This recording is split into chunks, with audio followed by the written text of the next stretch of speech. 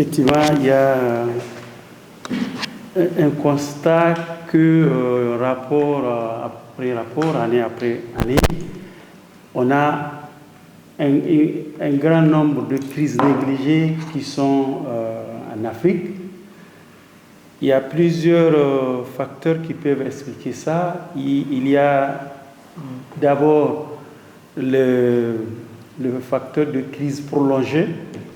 Avec la durée, les gens finissent par s'habituer à la crise ou penser que c'est devenu trop complexe.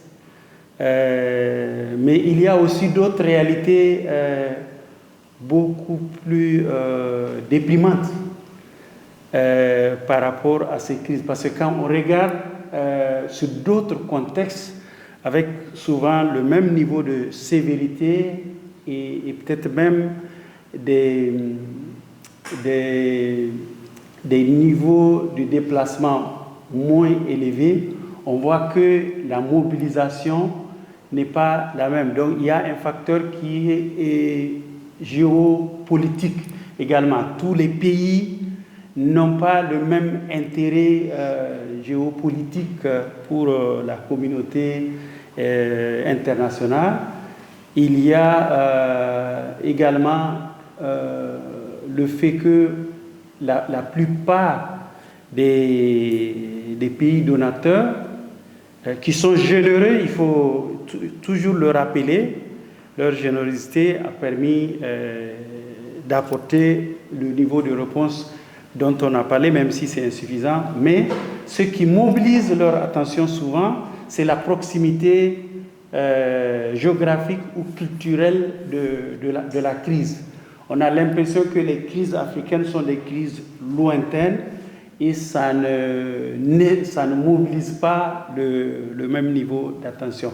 Enfin, comme la couverture médiatique est aussi un des critères, il faut aussi reconnaître que dans certaines de ces crises, il y a des problèmes d'accès, même pour les humanitaires. Il y a beaucoup d'entraves pour aller dans les zones où les personnes sont déplacées, mais pour les médias, il y a également des contraintes liées à la liberté de presse qui fait qu'il est plus facile d'aller dans un contexte que dans un autre en fonction des décisions des autorités locales. Donc c'est pourquoi nous pensons que la négligence n'est pas une fatalité.